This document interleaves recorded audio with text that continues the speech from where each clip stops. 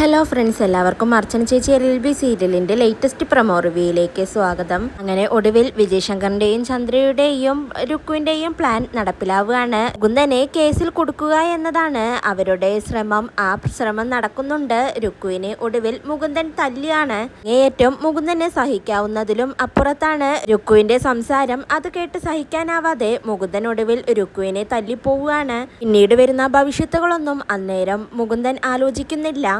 രുക്കുവാണെങ്കിൽ എങ്ങനെയെങ്കിലും മുകുന്ദനെ പ്രവോക്ക് ചെയ്ത് മുകുന്ദനിൽ നിന്ന് തല്ല് വാങ്ങണമെന്ന് തീരുമാനിച്ചുറപ്പിച്ചു തന്നെയാണ് നിൽക്കുന്നത്. മുകുന്ദന്റെ കുഴപ്പം കൊണ്ടാണ് കുട്ടികൾ ഉണ്ടാവാത്തതെന്നും അതുകൊണ്ട് തന്നെ മുകുന്ദൻ ഒരു ആണല്ലെന്നും ആണും പെണ്ണും കെട്ടതാണെന്നൊക്കെ രുക്കു അങ്ങനെ മുകുന്ദന്റെ മുഖത്ത് നോക്കി പറയുകയാണ്. അങ്ങനെ മുകുന്ദൻ രുക്കുവിനെ തല്ലുന്നതും രുക്കു പറയുന്നുണ്ട്, നിങ്ങളെ ഞാൻ കാണിച്ചു തരാം, എന്നെ തല്ലിയല്ലേ എന്ന് പറഞ്ഞ് വേഗം തന്നെ റൂമിലേക്ക് പോയി. ജയശങ്കർ പറഞ്ഞതുപോലെ പോലീസ് സ്റ്റേഷനിൽ വിളിച്ച് CIയോട് കംപ്ലൈന്റ് ചെയ്യുകയാണ്. അന്നേരം SP ഓഫീസിലേക്ക് പോയ അച്ചു പിന്നീടാണ് കാര്യങ്ങളെല്ലാം അറിയുന്നത്. അതറിഞ്ഞ പാടെ തന്നെ അച്ചു പോലീസ് സ്റ്റേഷനിൽ വേഗം എത്തുന്നുണ്ട്. ഇതറിഞ്ഞ് അർച്ചനയും അങ്ങോട്ടേക്ക് എത്തുകയാണ്. എന്നാൽ രുക്കു ആണെങ്കിൽ പരാതി കൊടുക്കാൻ ഉറപ്പിച്ച് തന്നെയാണ് വന്നിരിക്കുന്നത്. റിട്ടൺ കംപ്ലൈന്റും കൊടുത്ത് തനിക്ക് ക്രൂരമായ മർദ്ദനമാണ് ഉണ്ടായത്, തന്നെ പിടിച്ചു തള്ളിയെന്ന് പറഞ്ഞാണ് രുക്കു അങ്ങനെ പരാതി കൊടുക്കുന്നത്. എന്നാൽ ഇതെല്ലാം രുക്കുവിന്റെ നാടകമാണെന്നും മുകുന്ദനെ കൊടുക്കാനുള്ള ചതിയാണെന്നും ഇതില് രുക്കു ഒരു ആയുധം മാത്രമാണ്, ഇതിന് പിന്നിലെ കൈകൾ വേറെയാണെന്ന് അച്ചുവിന് തീർച്ചയായും മനസ്സിലാവുന്നുണ്ട്. അച്ചു അത് രുക്കുവിനോട് തുറന്നു പറയുന്നുമുണ്ട്. ഇതിനെല്ലാം നീ മറുപടി പറയേണ്ടി വരും, ഓർത്തു വെച്ചോ എന്ന് പറഞ്ഞുകൊണ്ടാണ് അച്ചു മുകുന്ദനെയും കൊണ്ട് കോടതിയിലേക്ക് പോകുന്നത്. കോടതിയിൽ വെച്ച് വിജയ് ശങ്കർ ആണെങ്കിൽ മുകുന്ദനോട് പറയുന്നുണ്ട്, നിനക്ക് എന്റെ അനിയത്തിയെ തല്ലണമല്ലടാ, ഇതെന്തായാലും ഞാൻ വെറുതെ വിടാൻ ഉദ്ദേശിച്ചിട്ടില്ല.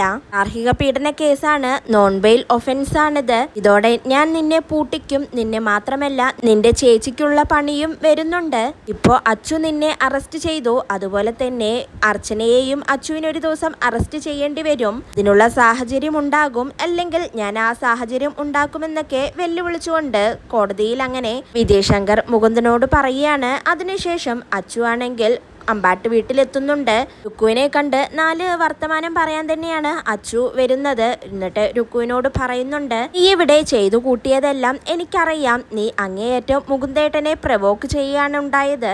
കേട്ടാൽ ഏതൊരാൾക്കും പ്രകോപനം ഉണ്ടാവുന്ന ഭാഷയാണ് നീ മുകുന്ദേട്ടന് നേരെ ഉപയോഗിച്ചത്. ഏതൊരാളും ഇതെല്ലാം കേട്ടാൽ കേട്ടു നിൽക്കില്ല. അതുകൊണ്ട് തന്നെയാണ് എന്റെ ഏട്ടനും പ്രതികരിച്ചത്. ഇതൊന്നും എന്തായാലും ഇവിടെ കൊണ്ട് അവസാനിക്കുന്നില്ല രുക്കു. നിനക്ക് കുറ്റസമ്മതം നടത്തേണ്ടി വരും, തെറ്റ് ഏറ്റു പറയേണ്ടി വരുമെന്ന് അച്ചു അങ്ങനെ രുക്കുവിന് മുന്നറിയിപ്പ് കൊടുക്കുകയാണ്. അതിനുശേഷം ജേക്കയുടെ റൂമിലേക്ക് മധുബാല വരികയാണ്. മധുബാലയാണെങ്കിൽ എങ്ങനെയെങ്കിലും ജേക്കയുടെയും സുമിത്രയുടെയും സ്നേഹം പിടിച്ചുപറ്റാൻ നോക്കുകയാണ്. എന്നാൽ അതൊരിക്കലും യഥാർത്ഥ സ്നേഹം തിരിച്ചു കിട്ടാനല്ല, ജേക്കയെ തകർക്കാൻ വേണ്ടിയാണ് മധുബാല എത്തിയിരിക്കുന്നത്.